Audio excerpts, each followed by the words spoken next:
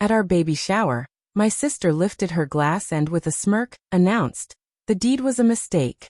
That house should be ours, not yours." Before I could even respond, my mom chimed in, "We'll be moving in as soon as the baby arrives." Just then, my phone buzzed with a text from an unknown number. "Don't react. They're recording you."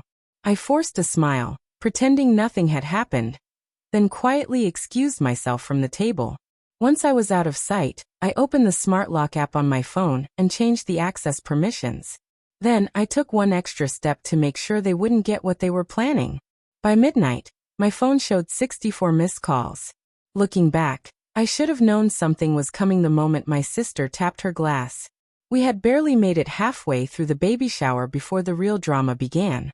Soft music played in the background, pastel decorations surrounded the room, and everyone wore polite smiles. My sister stood, glass in hand, as if ready to give a heartfelt toast. "To my dear brother and his wife," she began, flashing a grin that showed every tooth. "Congratulations. But let's be honest. The deed was a mistake. That house belongs to us, not you." The air shifted instantly. I heard gasps from several tables away. Before I could even react, Mom chimed in, still holding her fork. "We'll be moving in right after the baby is born. It's only fair. That place was meant to be ours anyway." It was like being doused in ice water. My wife went rigid beside me, gripping her fork so tightly I thought it might snap. I opened my mouth, but before I could say anything, my phone buzzed with a text from an unknown number. For words, "Don't react. They're recording you." I scanned the table and spotted my cousin, phone angled just so, pretending to film the cake. My stomach turned. I forced a fake smile, lifted my glass and said lightly, "Thanks for that. Interesting perspective." Then I set my drink down, stood, and walked away without another word. In the hallway, I pulled out my phone, logged into the Smart Lock app for our house, and deleted every family code. Guest access gone. Then I made one more move. By midnight, I had 64 missed calls. I hadn't bought the house to prove anything. I bought it because my wife and I needed somewhere safe, somewhere no one could pull the rug out from under us. But with my family, help had always come with strings. 3 years earlier, my parents were months behind on their mortgage. Dad called it a rough patch. Mom called me her safety net. I covered 2 payments, then a third, and even their property taxes just until spring. Around the same time, my sister was borrowing for everything: car repairs, exam fees, even a last-minute girls' trip she insisted couldn't be postponed. I picked up extra shifts, skipped vacations, cut our budget to the bone. When my wife asked if we could slow down the financial help, I promised her it was temporary, that I'd set boundaries. I didn't. The topic of a house came up after my grandparents' place finally sold. Mom mentioned there might be something for the kids, but almost immediately suggested my sister should get the bigger share because she'll start a family sooner. What no one knew was that my wife and I were already trying quietly, and infertility treatments weren't cheap. When the estate settled, my something turned into nothing. So I did what I always did, made it happen myself. I saved for a down payment, found a small fixer-upper, negotiated hard, and signed the deed with my wife. We moved in with second-hand furniture, and I spent nights and weekends fixing plumbing, wiring, and even the roof. Contractors got the jobs I couldn't do. I handled the rest. The day the last coat of paint dried, Mom stood in the living room and said, "It still feels like our family's house." She meant hers. I laughed it off at the time. I shouldn't have. After that, the requests got bolder. Dad needed a loan for a new transmission, never paid back. Mom wanted help with an expensive dentist, also never repaid. My sister called in tears about a security deposit after breaking a lease for her mental health. I paid it, mostly to keep her from moving back in with our parents and turning their chaos into my problem again. When we finally got pregnant, we announced it at Sunday lunch. My sister smiled and asked if we could keep the spare room flexible, in case she and her boyfriend needed a place for a while. Mom nodded like it was already settled. I told them we'd think about it. We didn't. That's when whispers about the mistake deed started. Mom hinted that Grandma had intended for the house to stay in the family. I reminded her the will was crystal clear, and our home wasn't part of that estate. She shifted the argument, saying my repairs were a community effort since Dad had given advice over the phone. My sister claimed she'd invested emotionally by picking paint colors on Pinterest. Every week, they found a new angle to chip away at our boundaries. I stopped sending money automatically. I documented household decisions. When I told Mom we couldn't pay for my sister's wedding bridge because we were saving for the baby, her warmth vanished. "You've changed since buying that house," she said. "Money made you selfish." 2 months later, my sister showed up with a legal pad. On it, a moving plan. Dates, which room they'd take, what furniture we should store. She'd even decided where our things should go. It was supposed to be temporary. At least, that's what she claimed. Her lease was ending, and she needed a soft landing before she could level up. I told her no. She called me controlling.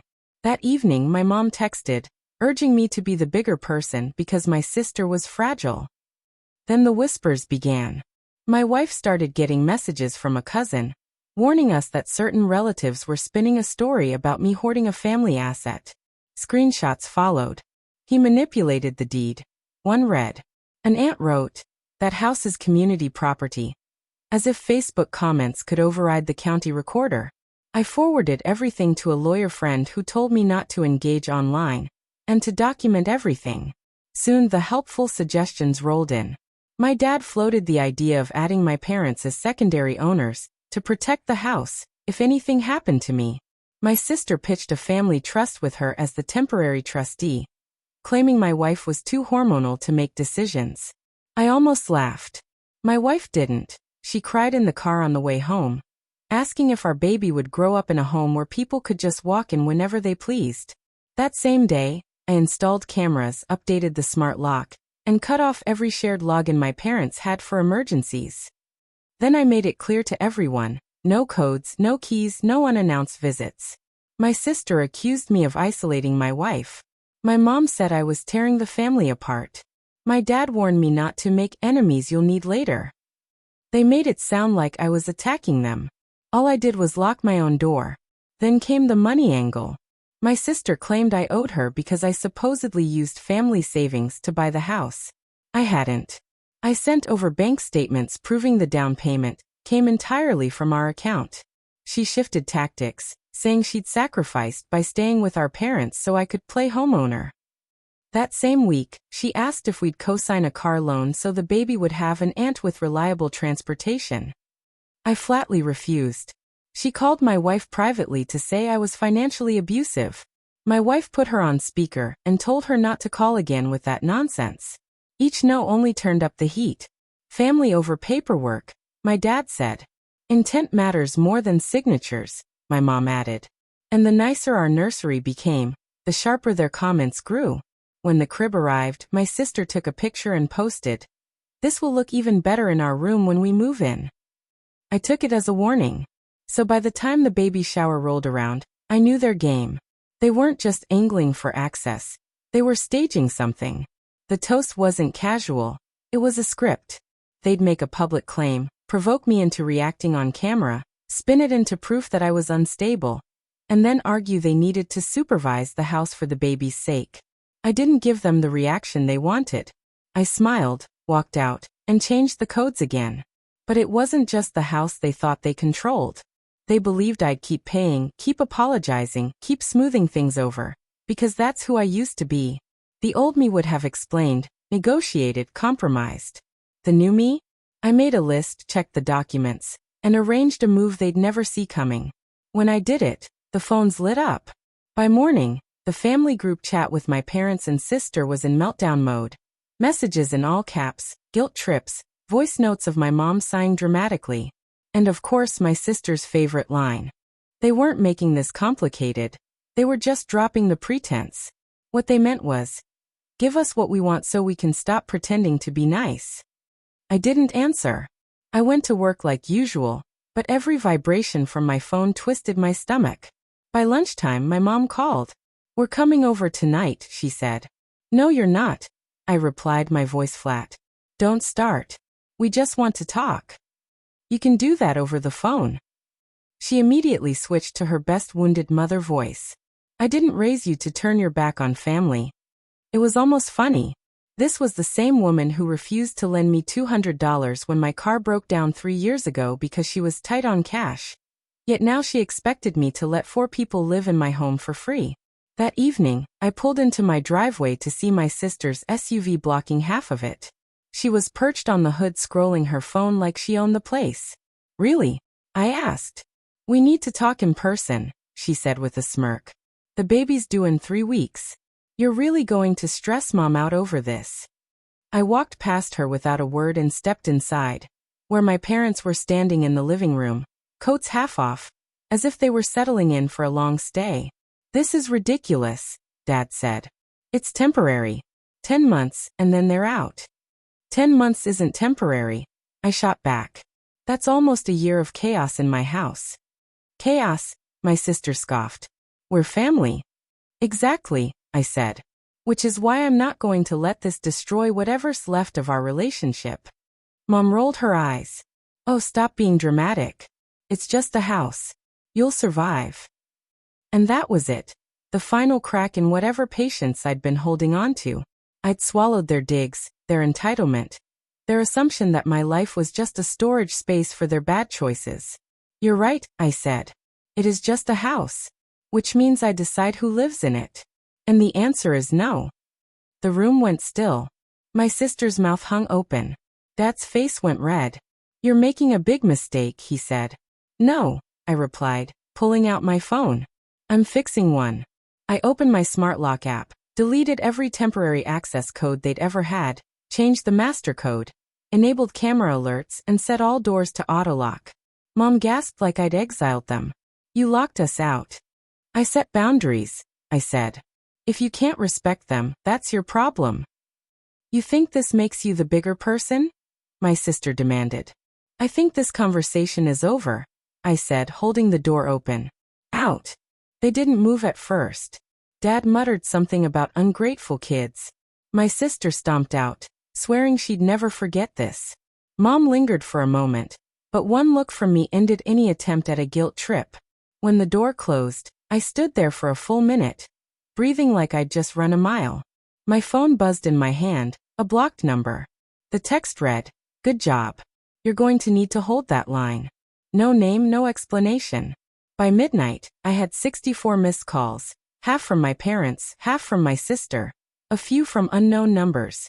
I flipped the phone face down, made tea, and sat in the silence.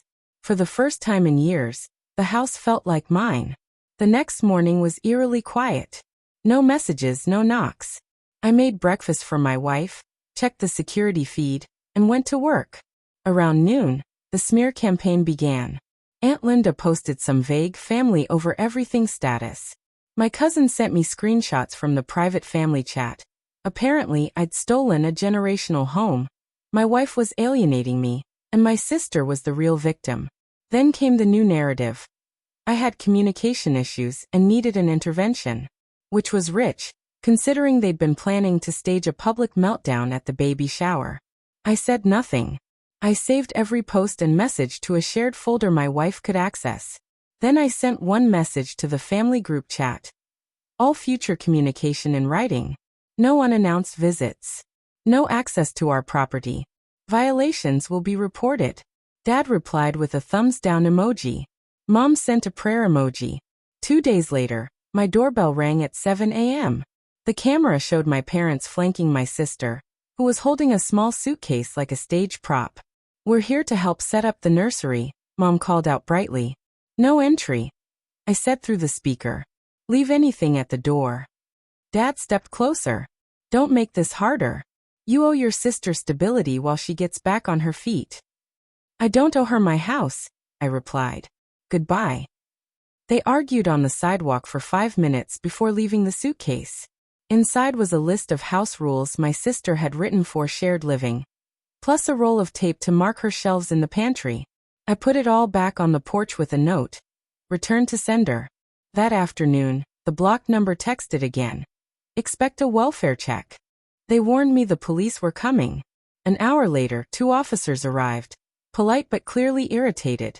I let them in, showed them the security footage, the messages, the property deed, and even a video my cousin had leaked from a ridiculous shower toast.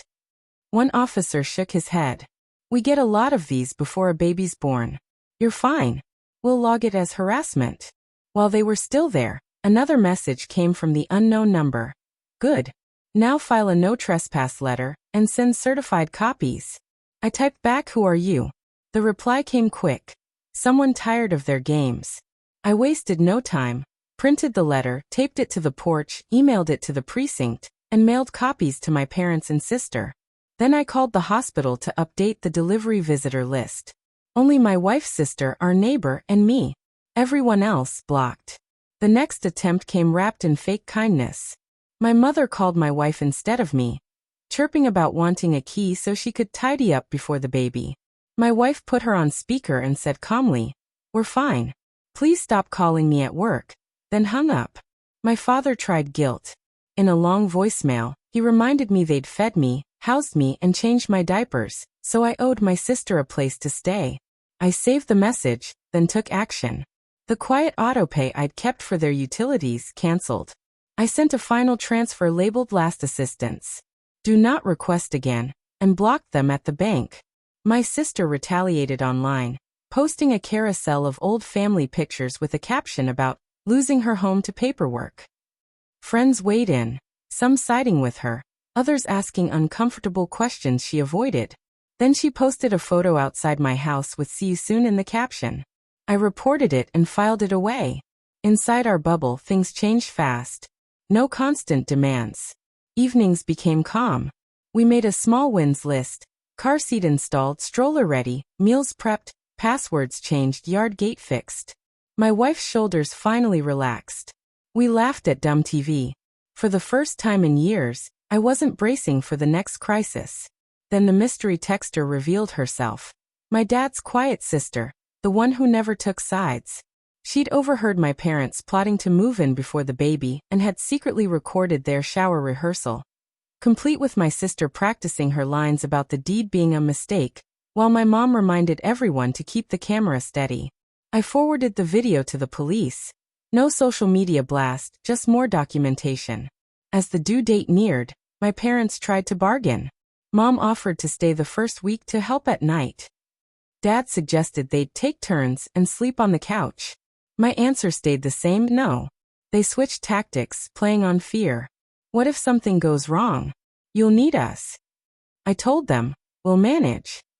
The night my sister finally got it was the night she tried the back gate. My security system pinged, and I spoke through the speaker. Leave now. She stammered that I couldn't do this. I repeated it, leave now. The next morning came a long text accusing me of damaging our relationship. My reply, your bond cannot require my roof. A few days later, my dad called from a new number. We can't afford the rent increase. His tone was flat, like this was my problem. You thought I'd fix it? I asked. I'm about to be a father. My priority is my home. There was a long silence before he warned, you'll regret this. I hung up and blocked the number. Not everything was neat. Some relatives cut contact. A few friends faded away. My wife cried once because she wished it didn't have to be like this. I told her the truth. It had always been like this. We'd just stopped pretending. Then something small but perfect. A cousin I barely knew messaged, proud of you for breaking the pattern.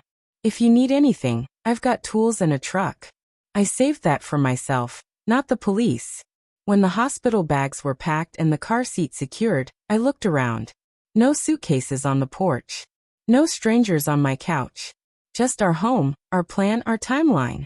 They'd assumed I'd fold because I always had. Instead, I kept the door shut. And with every day it stayed shut, the quieter life became. Except inside our home, where it was finally the kind of noise we wanted. Our son was born before dawn on a Tuesday. The delivery was loud, messy, and perfect. While my wife slept, I sat in the dim light with him against my chest and realized, for the first time in years, the noise in my head was gone. No buzzing group chats, no looming emergencies, no fear of the next demand. Just breathing, his and mine. We sent a short text at sunrise. Mother and baby healthy. We're resting. No visitors. Calls poured in, but I muted them all and held my boy until the nurse took him for checks. Then my quiet aunt texted, proud of you. I saved it like proof of the life we'd fought for. Back home, the peace held. We paced the house at 3 a.m., traded naps, learned his sounds. My wife's sister stocked the freezer. Our neighbor took out the trash. People who helped because they cared, not because they demanded access. My parents made one last attempt, a congratulations basket with a house key hidden under the ribbon. I brought the basket inside and mailed the key back with another copy of the no trespass letter.